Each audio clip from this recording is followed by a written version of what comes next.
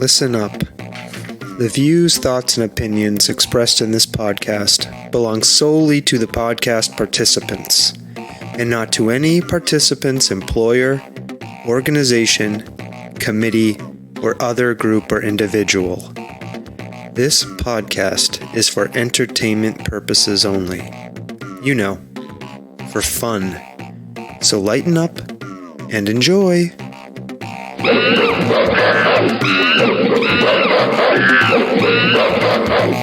Oh, Stomping Jen.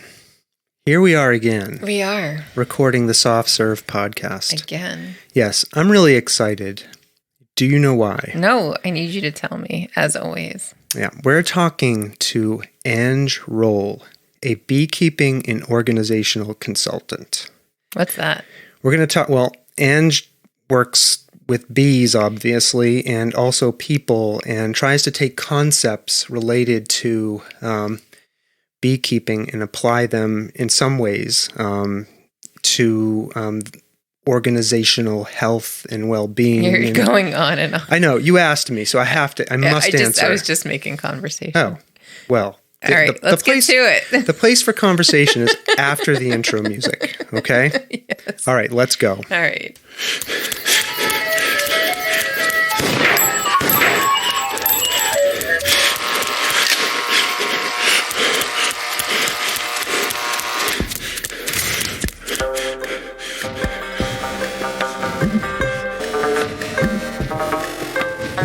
The Soft Serve Podcast. Creamy, delicious ideas without the creepy truck.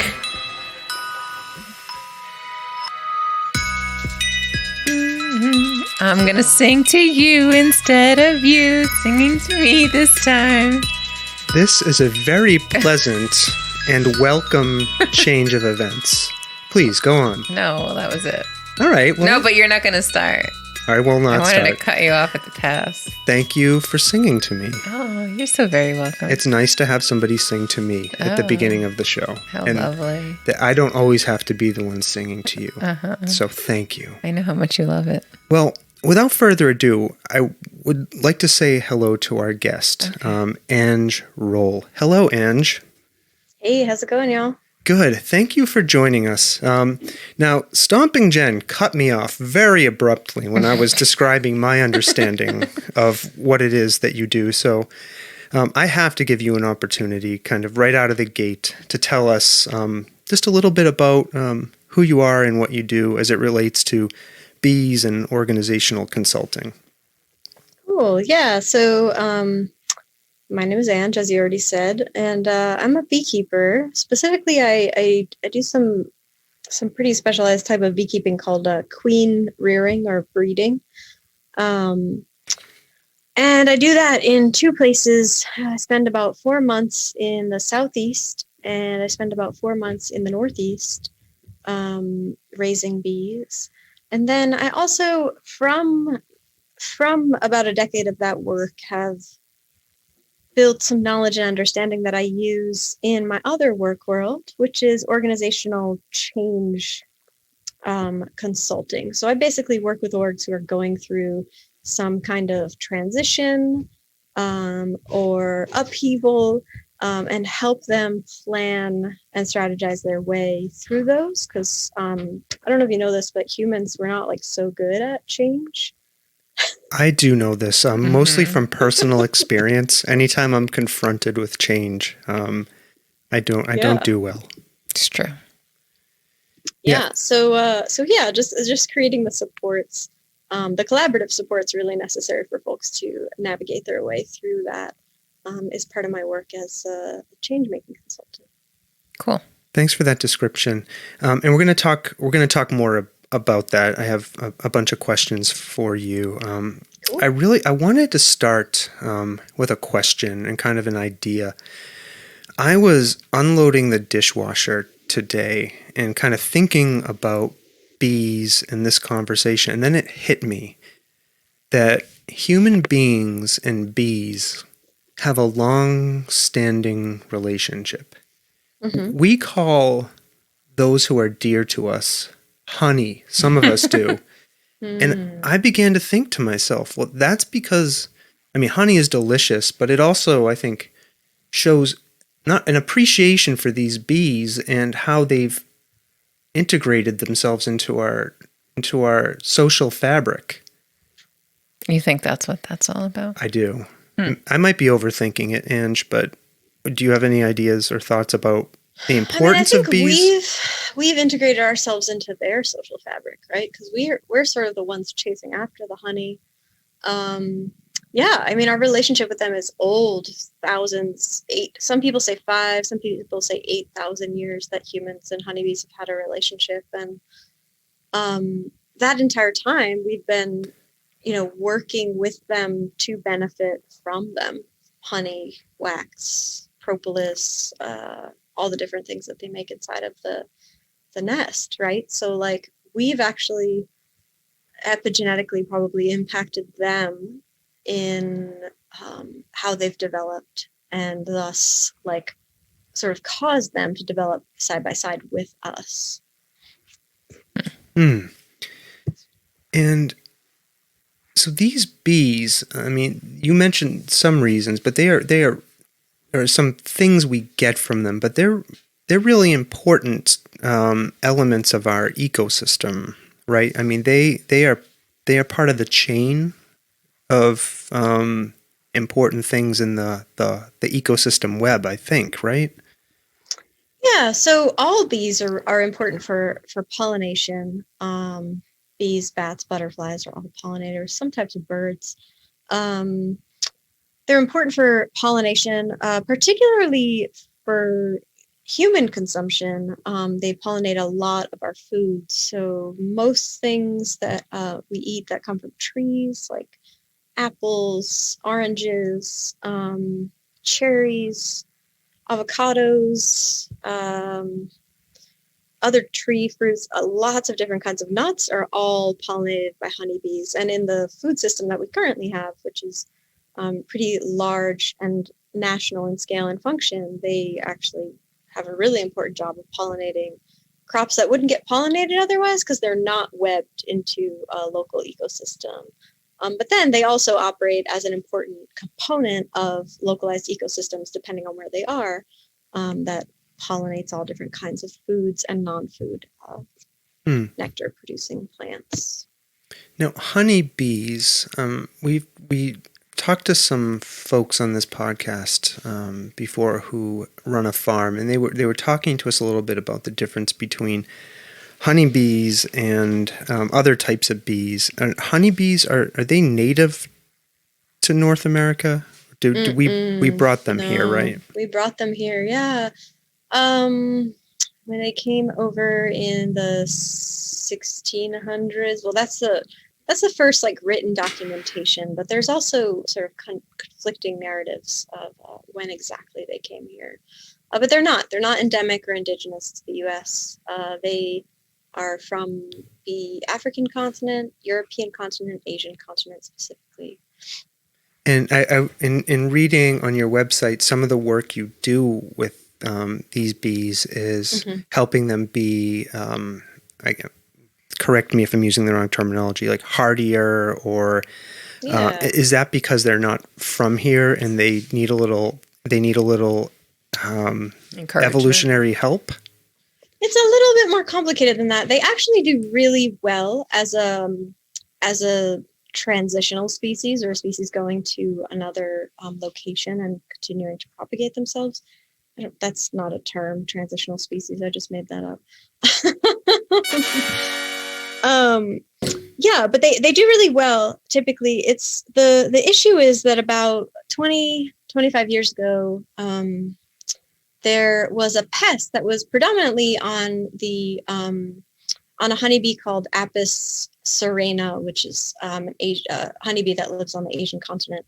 And this pest jumped from that bee to the European honeybee, which is Apis mellifera, which we think about usually when we're thinking or talking about honeybees. And the problem with that pest is that it sort of came into fruition at the same time that we were really starting to see impacts of climate change, and that we were really starting to see a lot of development around the world. And so we're losing forage or like food for bees at the same time that we were like a new pest that we knew nothing about was being introduced. And we were seeing drastic changes in the climate all over the world. And so those sort of three things really impacted the health of honeybees. And this varroa mite really stuck around. Like really for the last 25 years, we haven't been able to study or understand it. We'd only figured out last year, Dr. Samuel Ramsey figured out that it actually feeds on their like lymphatic or like liver system. Oh my So God. it's always, it's like having an autoimmune disease is how I liken it, you know, like it's always these varroa mites are like feeding on the bees and always making them a little bit sick. Yeah, so what we do is we work with bees and select for bees who have a resistance to that varroa mite. So they either have like a behavior or a trait that we select for that makes them more resistant to that mite. And when we cross those bees that are more resistant, so the objective is to make a support a bee that's stronger and can survive. And we have to use less treatments and chemical interventions to try to deal with this bug on a bug, essentially. Right, because if we try to kill the mite with some kind of chemical or other means, it might hurt the bee, and we don't want to do that. Right. Yeah, exactly. Yep. And the challenge of that too is like a lot of the treatments that we use are meant to erode the exoskeleton, but bees also have an exoskeleton. So it's like, what is the threshold of burning exoskeletons that you can use? And the mites adapt to the treatments, right? So then you're basically selecting for a stronger parasite and not necessarily selecting for a stronger honeybee. Damn mites. We talked to cannabis growers before, and they talked about mites.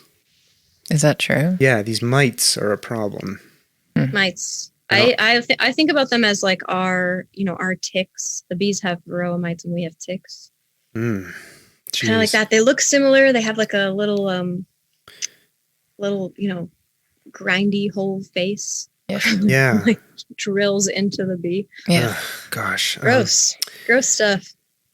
Ange, I was reading your bio on your website, and I was absolutely fascinated about your journey towards beekeeping. And I want to ask everybody who's listening to this to go and read it. It's a long description about kind of where you started and how you arrived at beekeeping.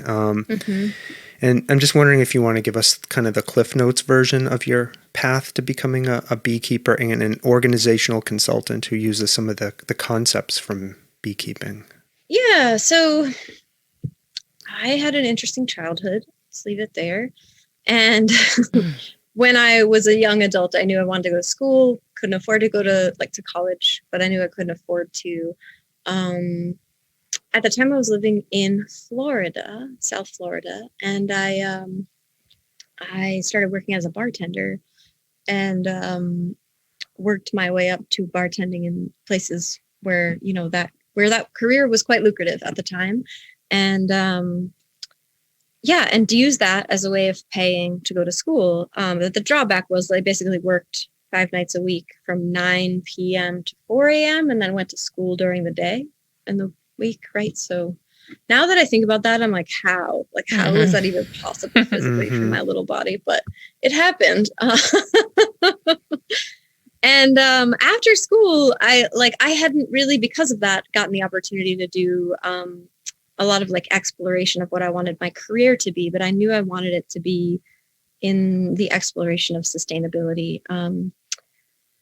And so I met, it's a weird crossover of people in South Florida. I met some sailors who suggested that I spend some time working on different boats, and I was able to get a job on a solar-powered sailboat, sail it from New Zealand to Fiji with a crew. Unfortunately, I am terrible at ocean crossing because I get wildly seasick. So I spent most of it, leaning over the edge, but I saw a lot of dolphins because I was there on the deck all the time. That's a long distance, right? New Zealand to Fiji. In that size boat, it's about 10 days. In a larger boat, it would be a little bit faster. it was enough distance for me, that's for Yeah. sure. Yeah, so I did that, and it was a wild experience that just opened up a lot of different my understanding of what was possible in building a career really shifted from there. And I got into I did a lot of cooking on that boat, and that got me into growing food, and particularly being at sea and not having access to fresh food. I was like, wow, I never want to do that again. Can you grow food on the ship? Were people doing that? No, like I grew a lot of herbs and stuff when we were docked, but no, there's like literally so much salt in the air once you're actually in the ocean. Oh, yeah. There's just no way it's possible. It's really hard to keep food fresh too. Like, I'm sure that there's probably systems if you're like on a large yacht, but not so much on a tiny sun-powered sailboat. So anyway, I very much flopped that trip and had to go home with my tail between my legs. But I had this sort of new vigor for, designing my own career, and continued to explore things like urban agriculture and like the reclamation of urban lots for food forests, and in that same moment was also pursuing a degree in education, because I had been doing a lot of teaching during college, after college, and it just felt like a thing I was going to keep going in. So I really sort of like had this dual career path where I was really interested in agriculture, and also really fascinated by how people learn. So I guess it's really always been the roots of how I got here. Yeah. I was doing another moment of reflecting about your sea journey. And it occurred to me, living on a boat with a bunch of other people is kind of like being in a hive, like a closed system, almost kind of, and you have to cooperate, and everybody is doing, there's like a closed system and a social order there. And I was thinking about that. Was an interesting connection to me. Yeah, that's interesting to think about. There's a lot of social agreements that are necessary to literally keep you alive, so one of them is sitting watch. You're supposed to sit watch, and depending on how many people you have in the boat, that's how many people sit watch. So it could be like, every 2 hours or every 4, but essentially that means you're not sleeping full nights. And it means that you got to stay up, and you have to stay up to make sure there's no boats that are going to like cross your boat's path and potentially cause a collision. So it's wild. It's people, I didn't really know that well or really have that much emotional investment in, but I was very invested in keeping them alive, and trusted that they were doing the same for me. Yeah. Were there ever any like horrible accidents on the boat? Like did that trust ever get broken? I only did that one crossing, so I'm sure that folks who've been at sea more times have wild stories. But I only did that one crossing. I do remember coming really close to falling asleep, and then having a long conversation with the captain about like why that was dangerous, and coming up with all these strategies for staying awake while doing the watches. That's good. And wild. It sounds like the captain of the boat was someone who was, willing to have a conversation about that, and work with you on coming up with a solution to the problem you brought. Like in my mind, a captain of a boat is, a commandeering, like no nonsense type of person who, I don't know, might make you walk the plank if you fell asleep or something, stomping Jen. They're pirates. Yeah, like that sounds, I don't know why I'm surprised that surprises me. They're the leader. Yes. Okay. This is a good leader who's willing to. Yes. And I think that this was a unique boat in which they took like folks who are willing to work for entry level pay and teach them how to work on a boat. And so in that vein, it's like a teaching farm or any kind of like, skill learning environment where you really have to be able to explain why things matter. Because like for me as a kid coming out of like just working in bars, like I understood that culture as a work culture, but definitely not what was important or mattered on a boat, Yeah. What was the end goal of the trip? Was there like a specific? Oh gosh! So the funniest part of this whole thing is that the trip was to go from New Zealand to Fiji and work the surf season in Fiji, which was supposed to be where we, the crew, made our money, because it's like a lucrative thing. You take people out on tours and take them to the breaks and cook them food and stuff like that. But when we got to Fiji, there was a military coup of the government. Oh my God. So like the entire island was on this like quasi shutdown. And we got there, like we didn't know that before we crossed, and then we got there and found it out because it was 10 days that we lost. And so we were just in this holding pattern of like not really knowing, should we stay or should we go? Is this going to be lucrative, or like do we need to cut back on crew? And ultimately several of us ended up like going home. But yeah, it was wild to be there and to be one of like very few foreigners that were in the country at that time, given everything that was going on. Yeah. And you mentioned that you sometimes travel down to the south to do your work with bees, and I've been following. We scheduled this conversation like months ago, so I've been kind of following and tracking your progress on social media in the intervening weeks since we first talked about having this conversation, and I've been watching the videos of your work down there in Florida, and they're absolutely amazing. So,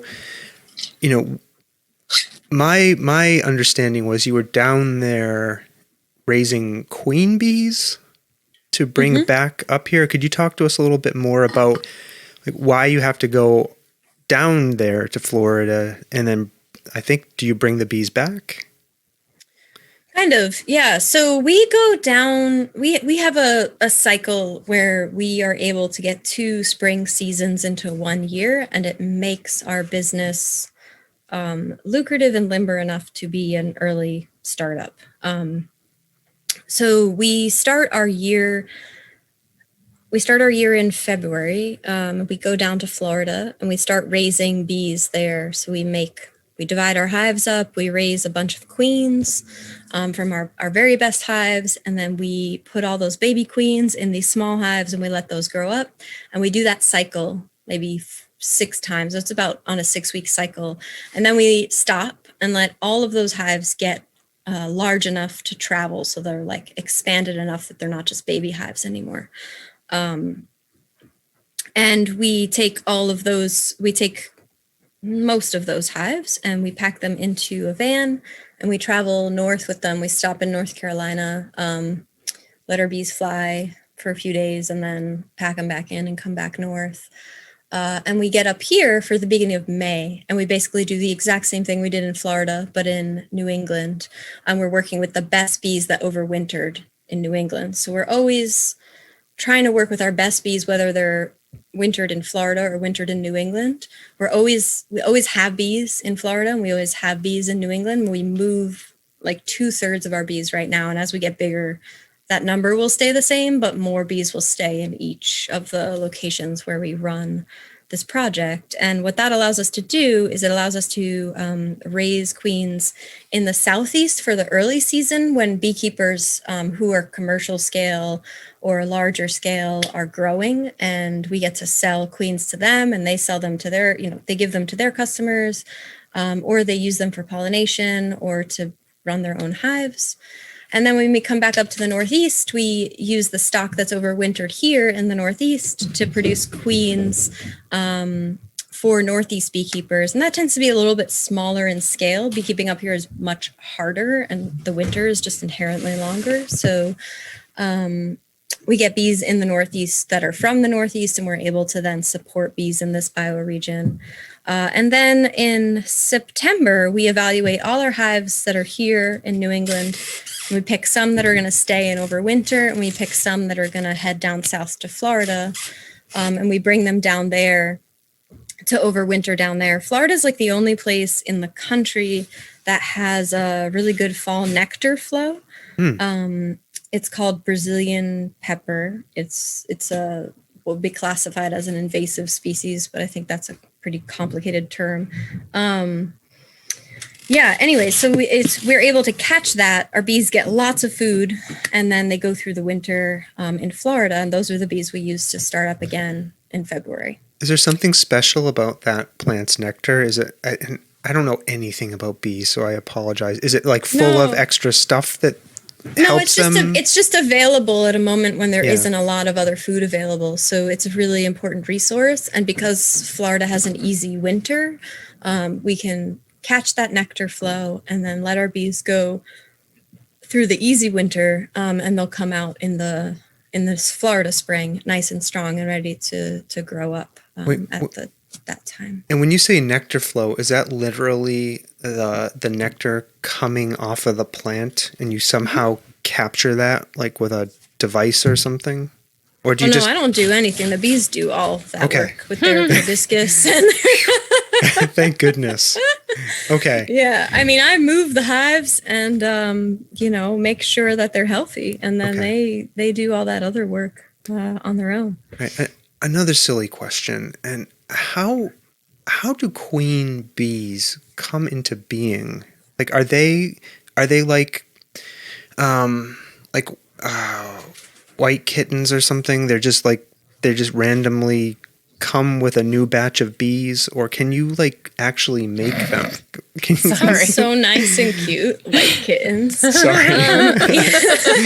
Can you deliberately make them by breeding certain types of bees? I'm really curious how you get these.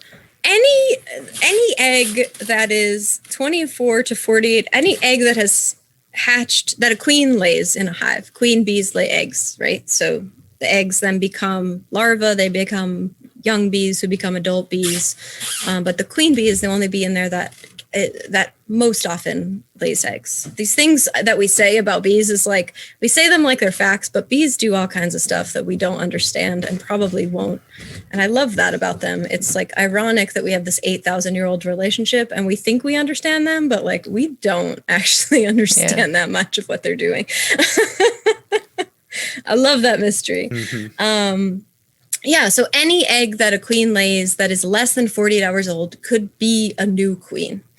The thing that impacts whether an egg is a queen or whether the larva becomes a queen or becomes a worker, or becomes a drone, which is a male bee, is the diet that they get after that 48 hours. So nectar and pollen are mixed together and they make this bread. It's like a fermented food that they feed to all the worker bee larvae. And that helps them develop certain kinds of fat bodies, and it helps them develop certain types of wings and a certain size body. The queens are fed this really specific diet of pollen and royal jelly, and that makes them develop, it triggers a developmental response in the larva that makes them develop as longer. And then what happens is their ovum develops, which is where their ovaries are, and they are able to actually mate. That's just the baseline science. Certain instances or events in a hive will trigger bees to raise more queens. Mm-hmm. So the first one is if they are swarming. So we've all heard the term swarm of bees. That's basically a bee's reproductive response. When a hive gets too large or gets overstuffed with resources and it's backlogged and things are getting chaotic in there, they will trigger a swarm response, which means they start raising queens, and they take their old queen and they stop feeding her as much, because every single day the workers are feeding her and touching her and spreading her pheromones all over the hive. But when they're in the swarm response, they're taking those resources and putting them to raising new queens. because of that, she'll sort of stop laying eggs as much, and then she'll be able to fly. And when those new queens hatch out, the worker bees will literally pull that old queen out of the hive, and they'll swarm. So basically, when in a swarm, it's pretty amazing. Every single bee in a hive is flying up in the air, and they're flying in like a helix shape, like DNA. So if you're looking up at them, it just looks like a bunch of helixes flying in the sky. Huh. So we've got all these bees the bees that can fly, because the really young ones can't. All the bees that can fly are up in the air, and they make a decision based on watching the bees that are at the highest point. And the bees at the highest point in the flight pattern are flying in the direction that the queen, the bee that they dragged out of the hive, is going, right? And so basically, those bees watch the bees that are the directional bees. They get a sense of where they're going, and half of them leave with the queen, and half of them stay behind with the brood and those new queens, the queens that are hatching out of the eggs. And then the old queen and the older bees that flew off, they'll collect. It's called biovacking, where they like make those balls of bees that you see. So they'll collect or biovac on a tree or wherever they could find a space, and they'll send out scouts to look for a new home. Scouts will find a home, they'll do this dance, and whichever of the dances is they get presented that's like the best possible place for them to call a home, that's where they'll go. So now old queen's gone, half the hive's gone, the swarm is gone, and what you have in its place is called a daughter hive, because it's a queen that was raised from that original mama. And the daughter hive has all the babies and all the resources, and it has a queen that needs to mate. So she has to still go out and like achieve her greatness and mate with male bees so she can come back and start laying fertilized eggs. And so that's the natural process of how you would get queen bees. And the work that we do is actually mimicking a swarm in a hive to get them to raise a lot of queens at once, and then putting those in a bunch of hives that have no queen. And so we're able to raise queens in a systemic way, like kind of on a schedule, but it's still agriculture. So that is fascinating. I saw a swarm once. I went out one morning to go to work, and there was a big ball of bees on our pear tree. Nice. I had known enough about this to leave them alone, and so anyone listening to this, I've learned this through watching videos. If you see a ball of bees or a swarm of bees, leave them alone. Leave them be. Or call a beekeeper. Mind your business. Right? Yep. And they were gone when I got home from work later that day. They had gone. You mentioned the bees dancing, and you mentioned pheromones, which I believe are chemicals that animals give off to send signals to each other. Is that the main way that bees kind of talk to each other, is through those two ways? Yeah, exactly. So there's a few different ways. Pheromones, as you said, chemicals are like scents, basically, that they send out. Different scents mean different things. And they have different glands that produce different scents for that reason. And then there's dance, which can be like, dance is a way that they share the locations of food and resources. And it's also a way that they tell each other to like move or like get out of my way, or like move. We're all going this way, like they vibrate at different frequencies to communicate different things. How is that possible? Like I know that's what they do. Like I know, it's unbelievable. Yeah. Like, I watch it and I'm just like, what the hell is even happening right now?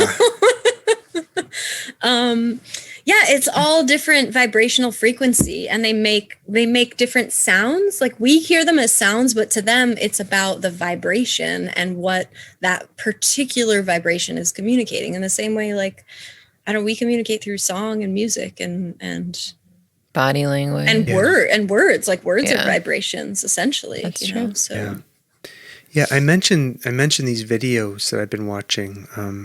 Yours and other people's, and I've had to check my biases about bees. I mean, for a lot of my life, I thought bees were these dangerous creatures that were out to get us, right? Like just waiting for a person to sting. But Oh my God, there's bees. yeah, but like, Ange, in your videos and other videos I've seen, people are, sitting amidst hives and bees are flying around them. And I've seen people pick up bees with their bare hands and move them into like a new hive. And so is there a, I know there is, what's a helpful way for us to think about these bees and that in terms of they're not really dangerous to us as, in everyday life? Yeah, absolutely. The thing about bees is it's like any creature that is different than you. It's like you don't know how to act, and so you're gonna act nervous or like in disequilibrium with how you usually are. But if you're calm and not flailing about and trying to smash them, for example, the bees are just going to leave you alone. Like, unless you are covered in nectar and, standing really still trying to act like a flower, like, they're not interested in you. We're not part of that, Yeah. unless we choose to be. And then that's a different thing. But I think that this is true of most wasps, with the exception of yellow jackets, because they're evil incarnate. That's a little biased, but with the exception of yellow jackets, most wasps are trying to make their nests and lay their eggs and propagate their young and mind their business, stay hydrated. So we could take a page out of their book and do those things. And then the other important thing is like, don't plant the same like fairway, golf grass on your lawn everywhere. Throw some clover seed in there, throw some poppy seed in there. Let your lawn go wild, Plant more bees will forage a 5 to 7 mile radius around their hive. And so what we plant is always a drop in the bucket. But I think about if we were all planting drops in the bucket, then we'd have a pretty full bucket. So planting forage that you think is beautiful, that's also, pollinator friendly. Planting trees, basswood or linden is one of the best forages in New England that we can possibly plant for bees. And one tree, the equivalence of planting a tree is planting like several acres of a single flower. And so if you can plant one tree for the bees, that's going to go a long way. Trees and perennials that come up early in the spring, because we do have these weird, wet, long, cold springs here, like apples and letting your dandelions go. Yep, we do that. And grow, because that's a big primary forage. Yep. I love those things. They're so cute. I don't rake. I stopped. Yeah, I've let the weeds and the clover and take over our yard. We had a pollinator activist on a while back who convinced me this was the right thing to do, and I'm happy I did it. That's yeah.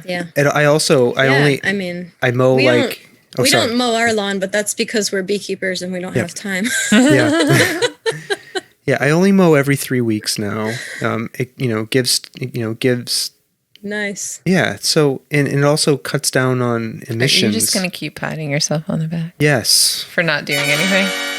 For not working. Yes. Wow. Yes. No, yes. but I think my larger point, Stomping Jen, is I did undertake this with an intention of helping pollinators. I will say it is on the socials, like in the community forums at large, like the amount of people who ask on a regular basis, like, where can I get sprayed? Who can I get to spray my lawn? How do I get rid of my mosquitoes? And after we had that conversation with the pollinator activists, it's like, I just want to strangle everybody. Yeah.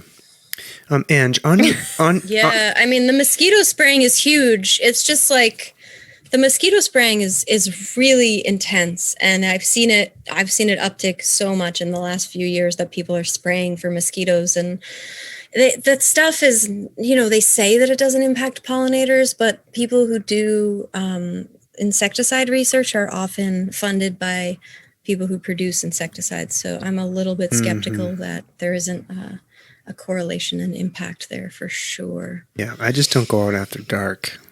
No, that's another way to mosquitoes. Prevent mosquito bites. Yeah. And you're on your website. I'm going to quote you here. You say, "The longer I've worked as an apiary," and help me with this word. I'm sorry. Is it gracious? My help? No, I just wrote it. I don't know how to read it. All right, the longer I've worked, apiarist. You're right. I'm never going to be able to say it. I said it for you. Okay. The longer I've worked as a beekeeper, the more nature has taught me about organizational decision making. Tell us a little bit more about that. What have bees taught you about how human organizations make decisions? Well, we're doing a terrible job. No, I jest, but I think that when you're looking at any natural system, mycelium, hives, ants, even something like dandelions and how they propagate and spread, or birds and how they know to migrate so effectively. Like it just is really humbling to realize that there is a shared culture and understanding of like what the purpose and the goals are and like how we're going to get those done. And I think that in human organizations, what I see a lot is that we don't really take the time to develop a shared purpose and understanding and a culture, like an organizational culture. And then we suffer for that immensely in our organizations with orgs that are unhappy, that we're unhappy in, or we're just like sort of propagating a culture of like mutual suffering. Has anyone ever worked in that office? Yes. Yeah. The trauma bonding culture. Mm-hmm. I was in all levels of education for like 12 years, and it's inherent in the education field. Like we are trauma bonding all the time about how hard our job is and how underappreciated we are. And it's just like, we aren't the reason that those kinds of cultures, in my opinion, like emerge is because we don't take the time to develop a culture of consciousness around our workplaces. And so watching bees effectively collaborate and communicate and beautifully do it and just do it in synchronicity has given me a lot of inspiration for what is possible for us as humans. And it's reminded me how crucial like constant communication and feedback is for us to be able to develop those cultures and keep those cultures growing and evolving over time. And I think that we just expect that to happen. Like we expect to like throw a bunch of people who agree that this is an important idea in a room and like things will just fall together, and not that we will propagate cultures that are potentially harmful or toxic or, don't take into account our individuality, our humanity. Yeah.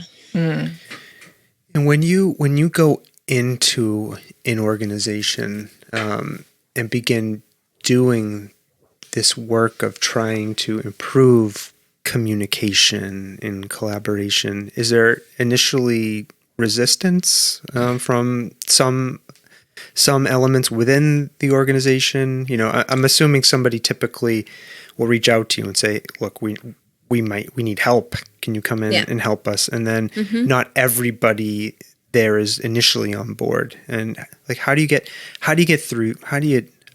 convince people that there is light at the end of the tunnel and what your work can help improve the workplace?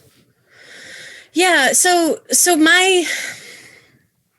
my research style when I was in grad school and just in general as a person who loves to learn is to experience and ask questions about what other people are experiencing. So I'm really rooted in like experiential understanding of what's happening. And so in that vein, I always go into organizations with curiosity and wanting to see the folks that are in the org as the experts in the org, but also as the people who are going to actually shape change in the organization. Because I'm going to go in, tell you what I think should happen. You're going to give me feedback. We're going to come up with a plan for what to do. But then I'm going to go back to my home office and my beehives, and you're going to keep being an organizational entity, I hope. So, so it's important that like, it's not, there is, I think in our society, there's a culture of expertise. And I think that I really like to start out with organizations flipping that on its head and saying, well, you're the expert. So like, tell me what's going on here. And like, what do you see as the challenges or the problems or the complexities of the social web of this organization, and where are the gaps between like what you say you want to do and what you're actually doing, and like what is challenging about that, and what resources do you need to feel successful, etc. So I'm really like able to then call from that what people's priorities are, and make a plan and thus a framework that that addresses those priorities. And my goal is hopefully that brings everyone in, and so that people can get on the same page. I mean, very often I think I come in, give people my assessment, and people aren't on the same page. And then I'm like, okay, well then we have to do this work and that work and this work to try to get there. And sometimes that involves me, and sometimes it doesn't. You know, sometimes it involves me stepping back and saying, well, there is a set of things about how you make decisions and like what you want as an organization that y'all need to come to a resolution about before bringing in another outsider, because you're not seeing eye to eye. You know what I mean? And there's only so much somebody can charge you to tell that. Like, I can only charge you so much to say, here's what's wrong and here's what I think you should do. But if you can't come to an agreement about that, then you're sort of stuck, which happens, unfortunately. There's so many times where there's dysfunction and they bring in consulting groups or people, and they go through all the work, and then the consultant leaves, and then it sits on a shelf. Yeah. and then they don't, like, they pay for it, like you say, and then they walk away with a nice plan that they don't bother to execute on. Right. Yeah. That's a tough complexity. And I work on flipping that on its head when I come in. And it's like, let's do the work now and figure out what the things are that are going to be integrated into culture and changed, and not like write a 45-page report about what we think should happen. Like, let's actually spend time together figuring out what the next steps are going to be and who's going to be responsible for them and how you're going to tell if they worked or not, instead of just like, here's some graphs. Here's what we found after talking. They're pretty. Here's a pie chart. Yeah. Don't forget Venn diagrams. I mean, and the other thing that I just because I sort of tangentially do some of this, like, and I can see dysfunction in organizations a lot, and generally speaking, people already know what their issues are, but they just don't know how to fix them. Right, and I'm going to go out on a limb here. I think that might be because a lot of organizations have these traditional power structures that inhibit conversation and collaboration. Am I right about this? Like the chain of command, right? That's my drum, my soapbox. That, like, with a traditional, very top-down, patriarchal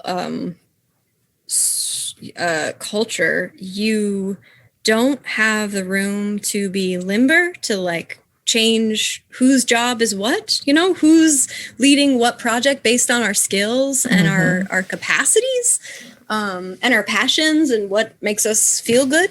You just have like, this is the boss. These are the people that do the things the boss says. And then these are the people that do the things that the people that the boss talks to says. And, you know, even in orgs that are working on that, the structure still remains because it's really prevalent around us. And this is something I find so frustrating about change-making work, is that because we don't, it sort of feels like this like chicken and the egg situation where like we don't have good models. So we try to make change, but then we end up in the same power structure because we don't have good models for what sustained change looks like. And again, to go back to the beginning, change is scary. It's destabilizing. Right. It slows things down. It makes things cost more. There's a learning curve for it. Right. And we've always done it this way. We've done it this way for X amount of years, and it's working. Right. Yeah. Or it's not, but we don't want to change it. Yeah. We don't want to do the work to change it. Yeah, I love asking when people tell me that question, like say, "Oh, we've always done it this way." I'm like, "Why?" Though? Yeah. Like what's who said that we have to, or like who came up with the very first we do it this way? Right. One of the things, Ange, you mentioned earlier was the as it relates to bees, and I've seen this with people, is the importance of feedback. In out there in the business world, before I went to work for large university, and even since, I've seen the annual review devoid of any ongoing feedback, right? Like you sit down with your boss once a year and then they tell you everything that's wrong with you, right? And everything you've done incorrectly over the last year. Feedback should be constant. Well, nothing in a review should be a surprise. Yes. That's what they say. Exactly. Yeah. The annual reviews feel so passive aggressive to me. Like, I've been keeping a list of all the things you did wrong, and now I'm going to sit down and read it to you. Yeah. Yeah, and that's like such a small thing that you could fix, is to talk more with with the people you work with and those who are in your, I don't even like to call it reporting line, but in your work stream. Yeah. Your colleagues. Yeah. What are, I don't want you to give away any secrets of the trade. On your website, you talk about, I'm going to characterize this as an action statement for some of your work, which is fostering collaborative, consensus building relationships rooted in reciprocity. And I was just curious, kind of like what does that look like? What does that look like in practice? Is that different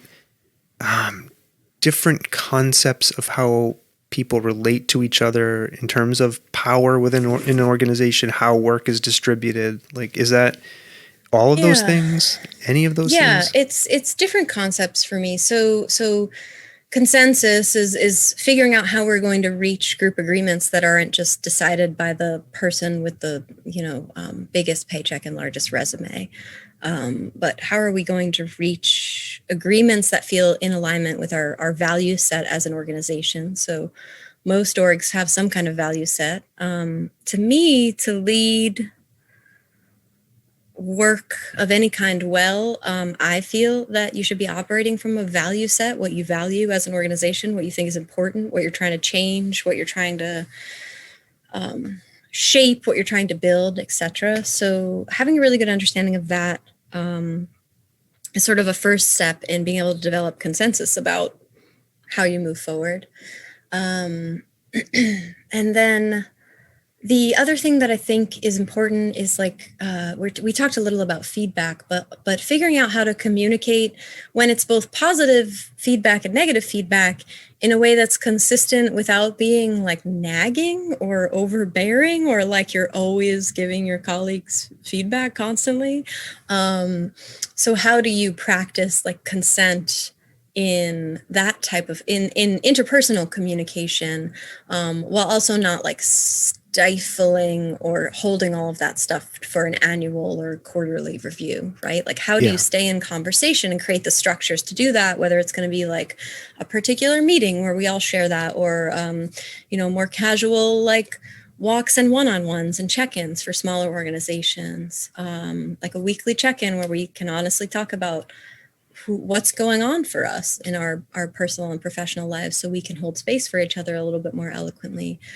Things like that begin to lay the groundwork for a culture where we can figure out how to agree and disagree with each other in a healthy way, and then come to decisions that allow the space and shape for all of our voices. I think within this, we all, like, because we're most often working in hierarchical organizational structures, we also have to do some work about like power dynamics and what power we hold based on our positionality in society, and also our positionality within the organization, because the intersections of those can be really harmful, or they can lead to people feeling harm often and being subjected to harm often. So I think that's a commitment, right? And that's sometimes where like the rubber hits the road with folks, where they're not quite ready to do that kind of personal work, then bring that personal work into the organizational framework. But that feels really important, because you can't make decisions with each other if you can't hold space for each other and really be able to say, like, am I taking up too much space in our weekly meetings? Or like, am I, as the person with the like ED title, am I holding too much responsibility? Am I getting too much airtime, etc.? And those are hard questions for people to ask of themselves, right? I think nobody, at least in my ascension up the management ladder, nobody ever talked to me about these things, right? Asking those questions of myself, right? Now, stomping Those jet. are like Go ahead. soft skills. Yeah. They're considered in like most, or in an organizational framework of corporate culture, they're considered soft skills, or like the responsibility of HR to think about those kinds of things. Yeah. I don't know. This conversation's hitting too close to home for me right now. Yeah.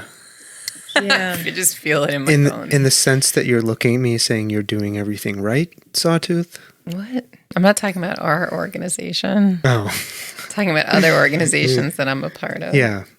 I hear you. Those that shall not be named. Yes, exactly. The ones we're not going to talk about publicly. And one thing you talk about on your website, and this really hit home to me, is about the state of constant production that many of us labor under as workers. Can you tell us and talk to us a little bit about the importance of kind of slowing down and even stopping sometimes?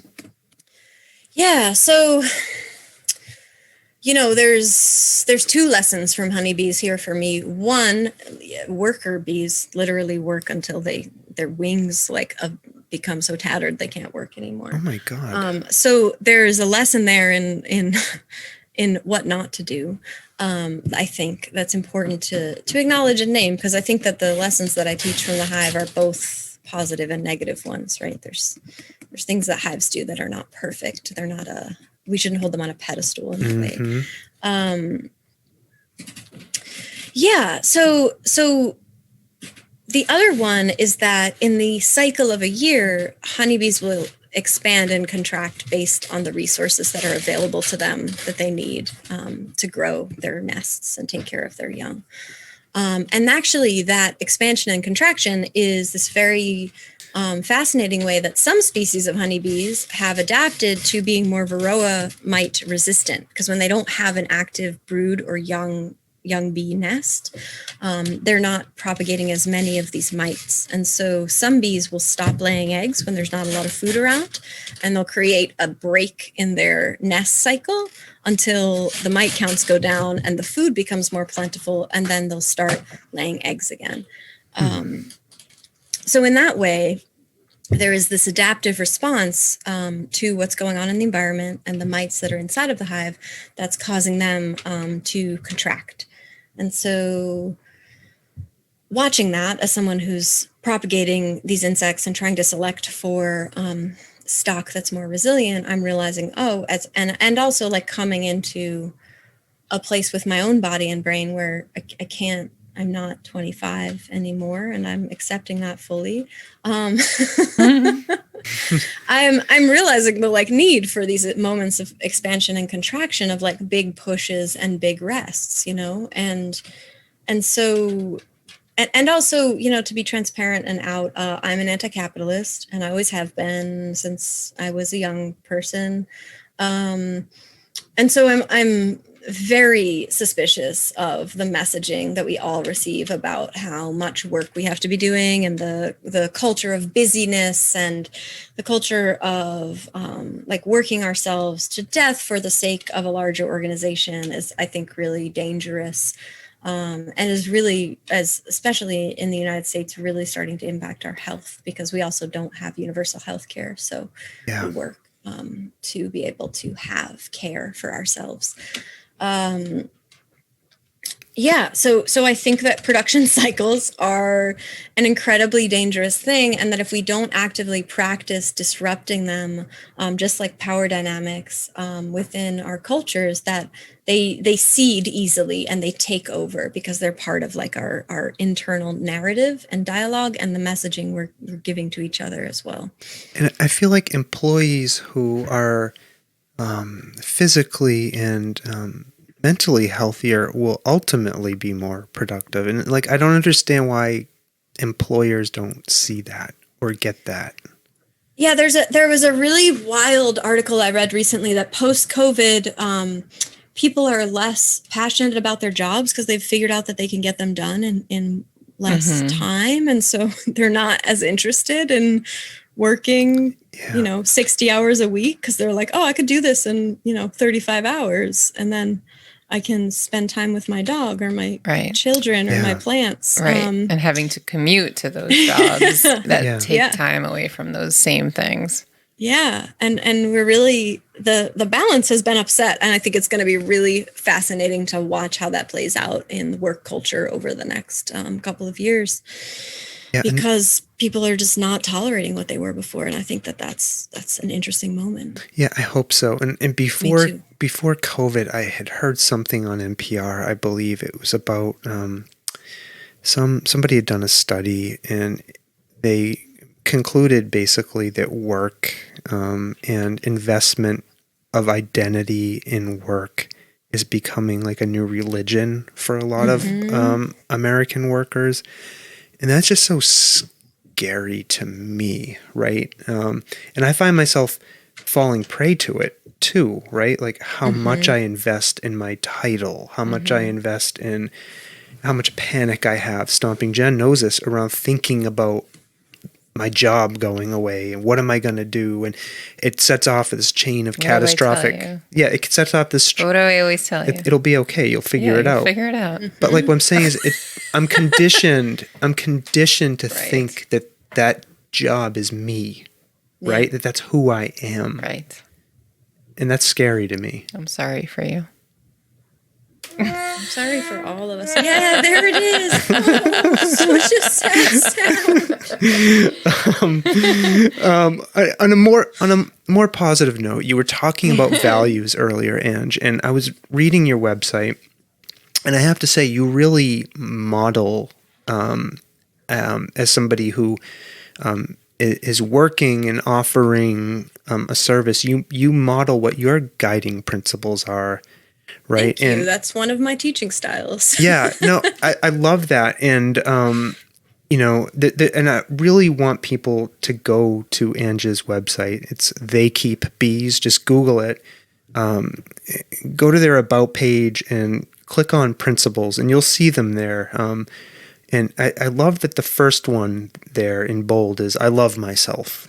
Right. I just think that's like such an important thing to state, right? Like, and I love it, and I love how you take time on your website to kind of explain how you internalize all of your guiding principles, but also practice them, right? Like outwardly, like you have something on there about setting boundaries and why that's important for you, and I really want people to go look at this as a model for setting values and guiding principles, because I think it's one of the best I've ever seen, actually. I'm not just saying that because you're our guest. So I didn't know if you had anything you wanted to say about.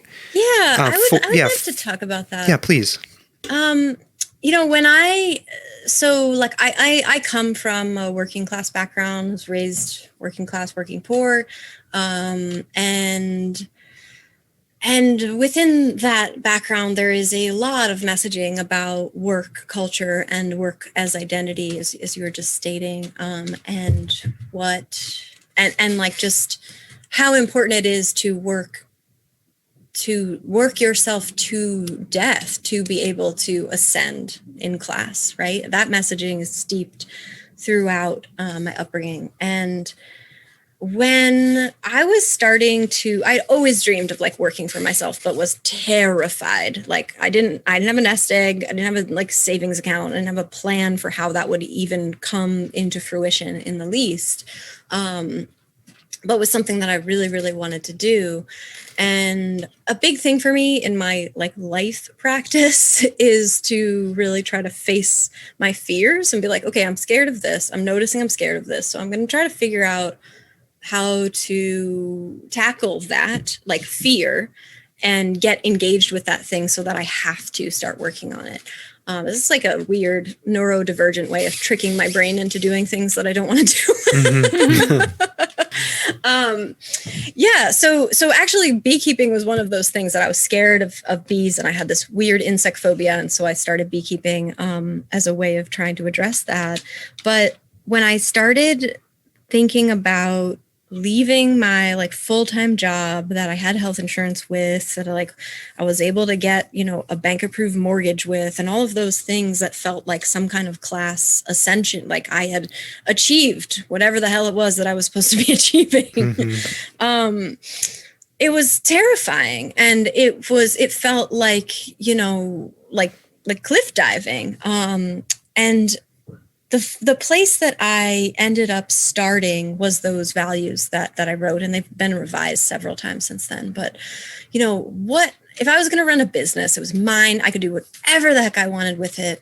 What would be the like base values for that business? And they would have to be the base values that like I have. So I started writing what my literal personal values were down on these big like pieces of white sticky paper. I forget what those are called. Giant Post-it notes.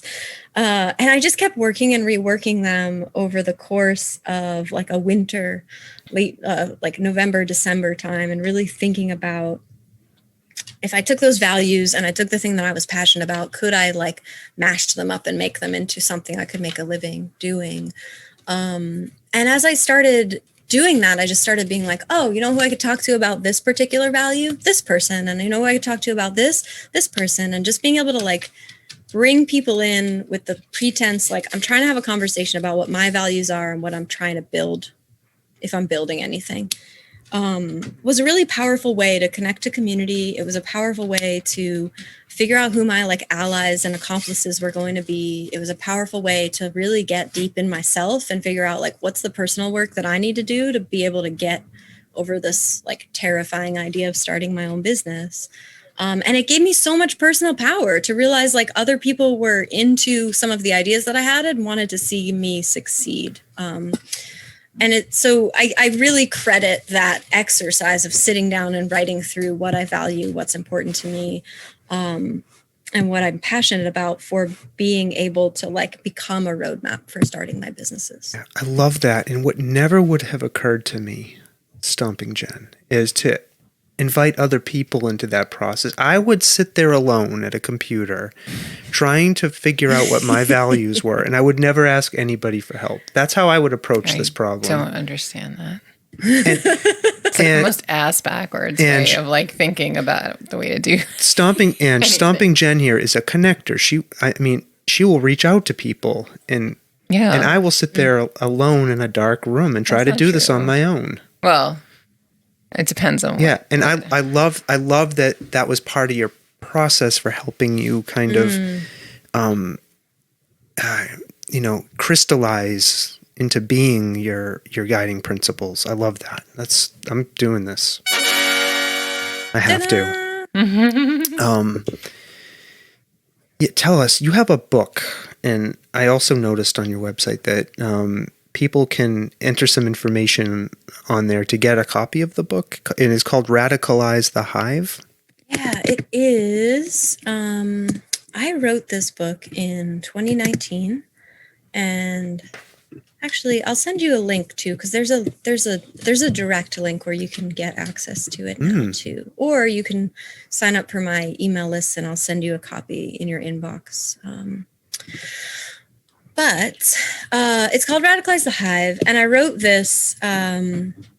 I got like a small grant to put this together when I was teaching a beekeeping class locally at a university nearby. And there just wasn't any literature about like alternative beekeepers, community-centered beekeepers, people who were just like practicing anything besides commercial beekeeping. And I wanted to have more of those stories because I just couldn't imagine that most people taking this class were thinking like, I want to be a commercial pollination beekeeper or I want to be a biologist. They were like, I want to learn about bees. I want to help bees. I want to play with bees. Whatever they were doing, they were looking at it as an opportunity to connect, right? And they wanted to look at beekeeping through the lens of people who were also came up in the last decade or so of beekeeping and were looking for opportunities to connect with honeybees and pollinators and people.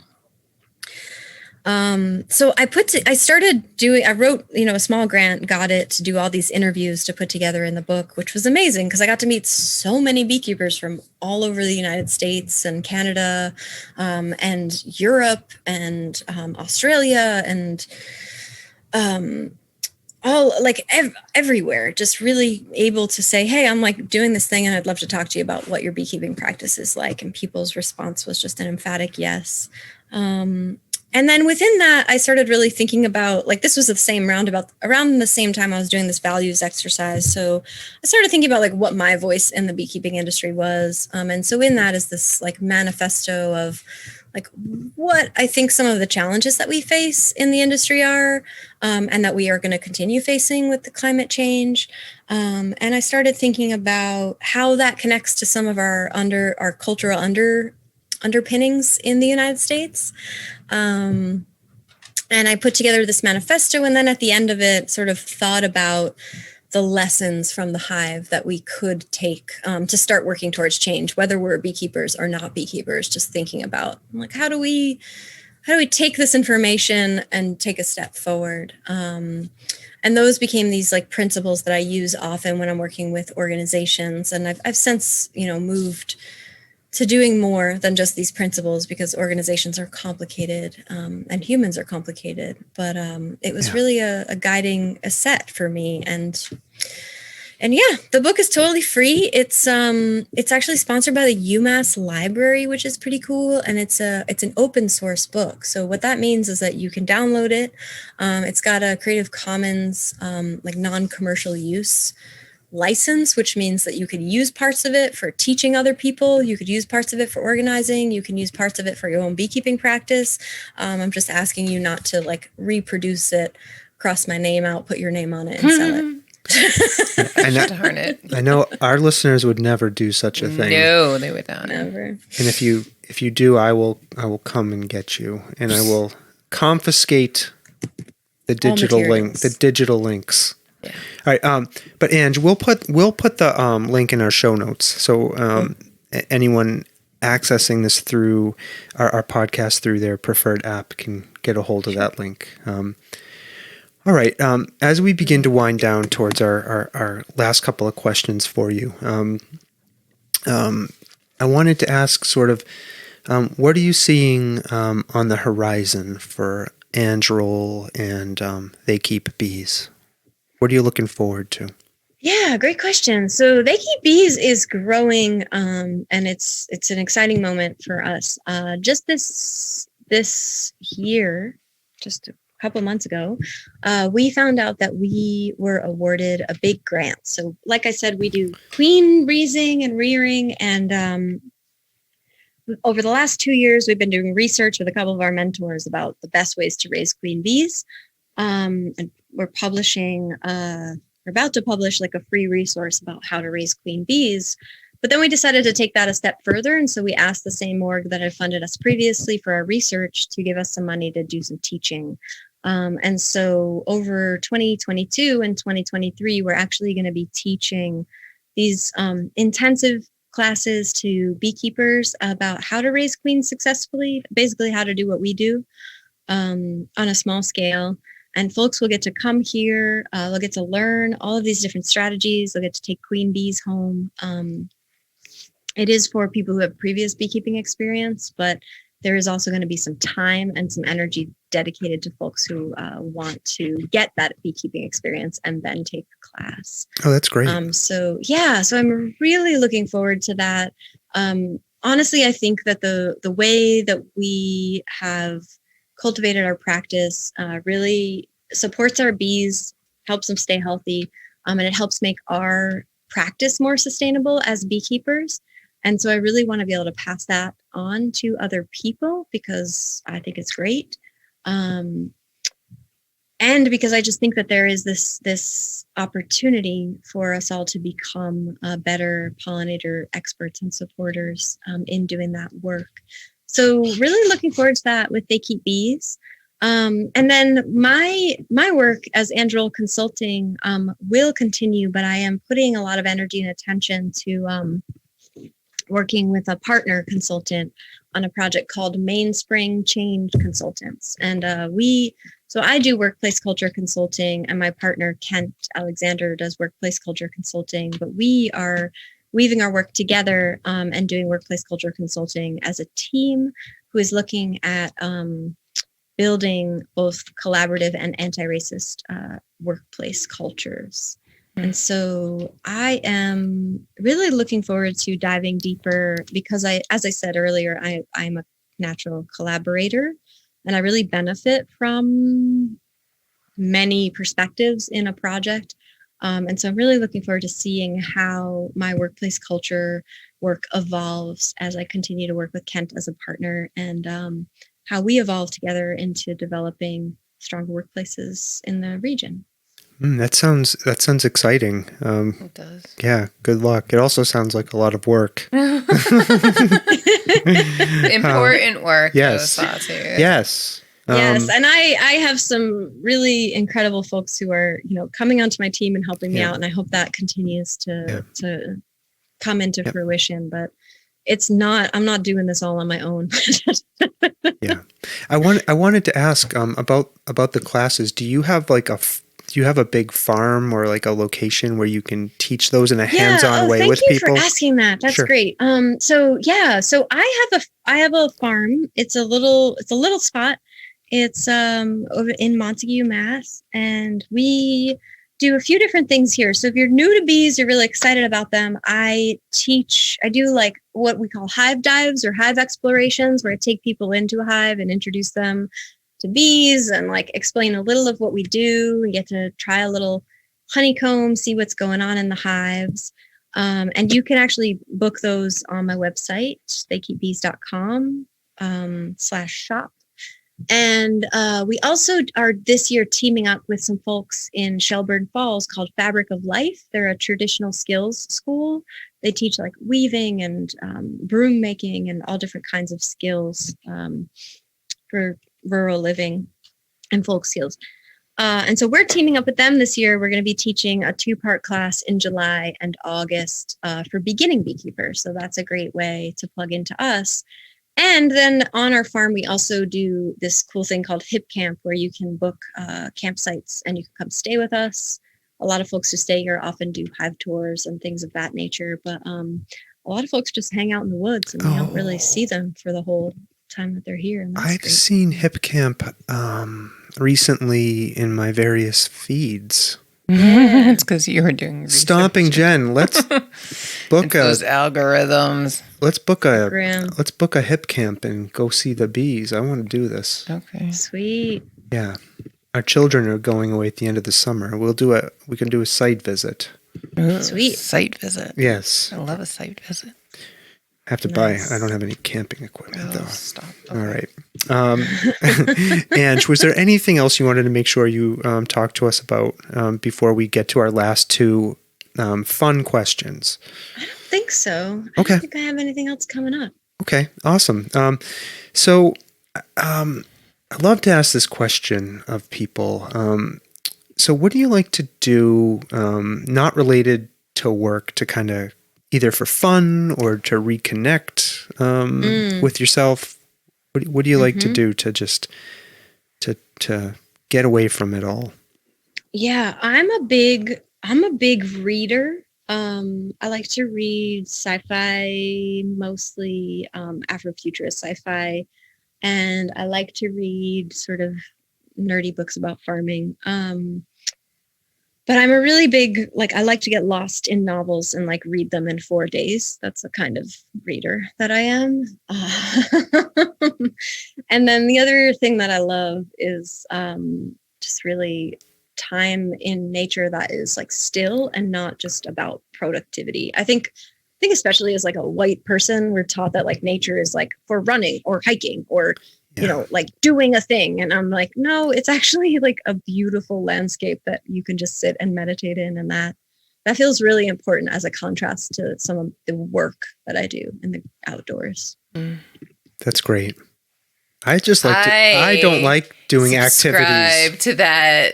Me too. Going out in nature and not actually doing anything. No, I like to just sit and look at things. Yeah. I don't like moving around. That's right. Yes. We're lazy. Okay. Lazy white people. All right.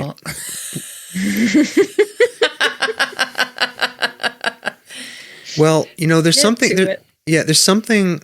I want to dig into that just for a second. There's something. What Ange said and what you said. There's something about this idea that white people have to conquer nature, right? It's this colonialist it's very ethos. Colonial, yes. Yeah, and I reject it. I do too. Same. I do too. I do find it fascinating though. I grew up not in nature. I mean, I lived in the suburbs outside of New York City, sort of, in New Jersey. Both of your parents My parents are both from the city, right? Inner city New Yorkers. And I came to school up here in the Pioneer Valley, and I'd be when they'd come visit me, I totally fell in love with the area, and they would come visit me, and I'd be look at the mountains, just look, they're beautiful. And they'd look at me, and they're we're here to visit you. We don't care about the mountains. I'm but the mountains are beautiful. Look at them. We made the mistake of taking them to the Peace Pagoda in they loved Leverett. Oh, did they like it? They did like it. Okay. I think so. All right. But keep going with what you were saying. I felt they were underwhelmed, and I was trying to explain to them the majesty of the giant temple. And they just... They're we don't care. Yeah. We're just here to see you. Yes. We don't care. Anyways, go enjoy nature, people. Yes. Just sit in it and appreciate relax, it. Please. Chill out, All right. Have a hot, slow summer. Yes. Our last not a hot girl summer. A what? Just a hot, slow summer. A lazy, slow. This is unmotivated some new TikTok hip youngster. Oh, talk. it's Megan the Stallion. Yeah, that's Megan the Stallion. Is that what that is? Oh my God. These references. Such a huge fan. These references are flying way above my head. Megan is the hottest rapper on femme rapper on the scene right now. So check her out. Her work is amazing. Okay. Her outfits and costuming are phenomenal. And she started the, pre even COVID, she started the hot girl summer phase. But I guess a lot of jokes have been happening now because everyone is going COVID wild. This is the true hot girl summer. I promise I will check it out. You are? Yes. You're the hot girl summer. Yes. Are you planning on having your own hot girl summer? You really got that in here. That makes me really happy. All right. It seems appropriate. All right. All right. The last question that Stomping Jen, you keep preventing me from asking. Oh, that's because we could talk about all this other fun stuff for hours. All right.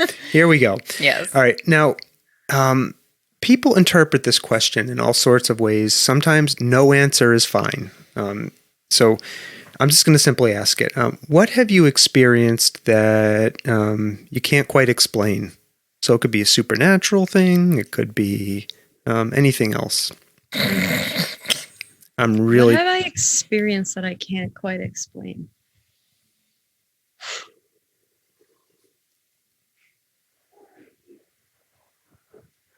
I feel like the things that I think about when you ask this question are I don't understand why I can't explain the phenomenon of hoarding wealth. That's where my brain goes. I can't understand the phenomenon of having so much money that you can't ever touch all of it, but still wanting more of it. That feels like a bizarre, like, space to me. I think that I just think, like, in terms of like what a finite amount of money I would need to live would be, like, I could come up with a number and be like, yeah, like that would be enough, right? But like we live in an entire culture where people are like, no more, and I'm like, for what? Though, like, What are you gonna spend it on? Yeah. And like I'm a weird person. Like, I don't like to buy things. I don't like to shop for things. I don't like to replace things when they're broken. Like, I'm really lean. Some might call that cheap, but I think minimalist is the term that you want there. Yeah. Thanks. I think I'm a one. minimalist too, Stomping Jen. Yeah. I don't like shopping. I don't like buying things. Yeah. I just the whole experience really misses me. You know, I'm just like not into it. And I just posted on Instagram a pair of 30-year-old boots I took to Paul's shoe repair in Amherst. Hell yes. And he fixed them right up. Yep. Yeah, I've got my mine are going on 6 years old. I just had them resold at Mariachi Shoe Repair in Turner's Falls, and they did an amazing job. And I'm hoping I can take those into another 6 years, because I can't find the same boots anywhere in the world. So I'm like, I'm gonna just wear this leather until it falls off my feet, I guess. Yep. And these boots, I don't know how I found them. They're from EMS, right? Best fitting shoes I've ever had. I love them, and now I will have them for longer. Yeah. That's so amazing. Yeah. Okay. Okay. And I have to say, this was an absolute pleasure. I learned so much from talking with you about bees, about people. About Megan the Stallion. About hot girl summer. I learned a lot. Wow, I'm so glad we covered so many bases in such a short time. So I just wanted to say thank you for coming on and spending some time with us. I really appreciate it. Yeah, thanks for having me. This is great. Stomping Jen, what do we say to our listeners now? There's stuff we need to say here. Oh, goodness gracious. Yes. People, if you like our episodes, don't keep them all to yourself. No, make sure you share them. Right. With a friend. Yep. Mm-hmm. Tell all your peeps about it. Yep. We don't have ads in here. No. We're not. We're anti-capitalist podcasters. This is free. We're minimalist. There'll be no mattress or underwear ads in our podcasts. Oh my Jesus! Right. This is something we're putting out into the world for the common good. So share it. Yeah. Spread the common good. Subscribe if you like them. Subscribe. You never know. Yeah. Yep. Download. Leave us a review even if you hate it. I love negative reviews. Yeah, you do. I enjoy them. You do love those negative reviews. And say hi on social media. Yeah. Right? Yeah. Engage with us. Right. Yeah. And like please we engage with you. Please check out the They Keep Bees website. Yes. Okay, please, all the stuff on there. Get a copy of Radicalize the Hive. Read that. Okay, and take those concepts and apply them to your life and be. Be. Yes, and just be. How's that? I'm going to leave it there. Great way to end. Okay. I like it. All right. Ange, I will go on and on with this conclusion, so I'm going to end it. What we like to go around and everybody just says our goodbye our goodbye catchphrase, which is bye now. So, could you do us the honor, please? Bye now. Stomping Jen. Bye now.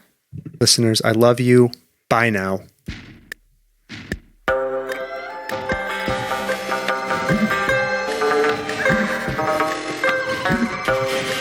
This world of ours, ever growing smaller, must avoid becoming a community of dreadful fear and hate. Those who have freedom will understand also its heavy responsibility. That all who are insensitive to the needs of others will learn charity, and that the sources, scourges of poverty, disease, and ignorance will be made disappear from the earth. And that in the goodness of time, all peoples will come to live together in a peace guaranteed by the binding force of mutual respect and love. I shall never cease to do what little I can to help the world advance along that road.